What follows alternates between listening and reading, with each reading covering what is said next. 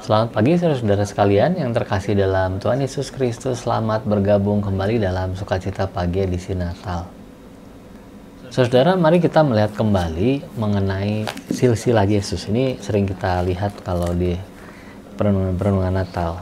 Saya mengambil dari Matius 1 ayat yang ke-17, dikatakan, jadi seluruhnya ada 14 keturunan dari Abraham sampai Daud, 14 keturunan dari Daud sampai pembuangan ke Babel, dan 14 keturunan dari pembuangan ke Babel sampai Kristus. Saudara, dalam pagi ini saya beri judul Keturunan Abraham dan Daud. Warisan atau tahta kerajaan hanya bisa diberikan kepada orang yang berhak dengan menunjukkan bukti silsilah mereka.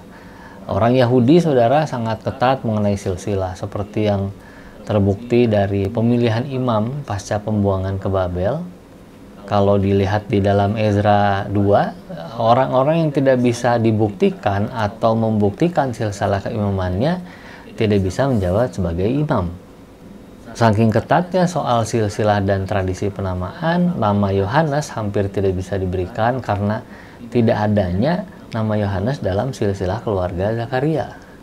Jadi saudara, dalam hal garis keturunan Daud, Matius merangkum bukti-bukti yang ditulisnya menjadi silsilah untuk menunjukkan hubungan darah Yesus Kristus.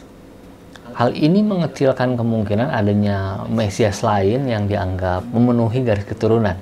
Bahkan sekalipun keturunannya dari dua pihak bapak dan ibu, seperti yang terjadi dalam kasus Yusuf dan Maria.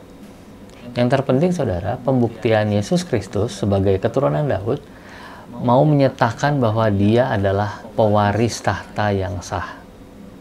Hal ini juga membuktikan janji Allah dalam Mazmur 132, yaitu bahwa seorang keturunan Daud akan ditempatkan Allah pada tahtanya. Dan mengenai janji Allah kepada Abraham, oleh keturunanmu semua bangsa di bumi akan mendapat berkat, ditunjukkan Matius melalui keturunan yang sah dari Abraham sampai Daud.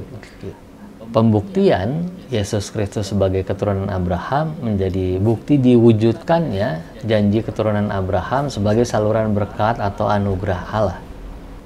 Saudara, Allah adalah Allah yang setia dan tidak pernah ingkar janji. Walaupun manusia berbelok dari jalan yang dikehendaki Allah, ini dibuktikan dari silsilah ini ada 4 nama perempuan bukan Israel dalam silsilah, Allah tetap mengatur supaya janjinya terwujud. Sejak awal penciptaan, Allah berencana menjadikan manusia ciptaan yang besar. Dan sekalipun manusia menyimpang dengan kekerasan hatinya, Allah akan tetap mewujudkan rencana itu dengan memberikan Yesus Kristus sebagai Mesias.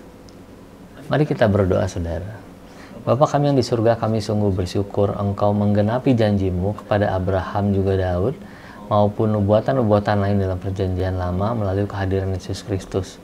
Terima kasih Allah Bapa, kami menyerahkan seluruh doa ucapan syukur ini dalam nama Yesus Kristus. Amin.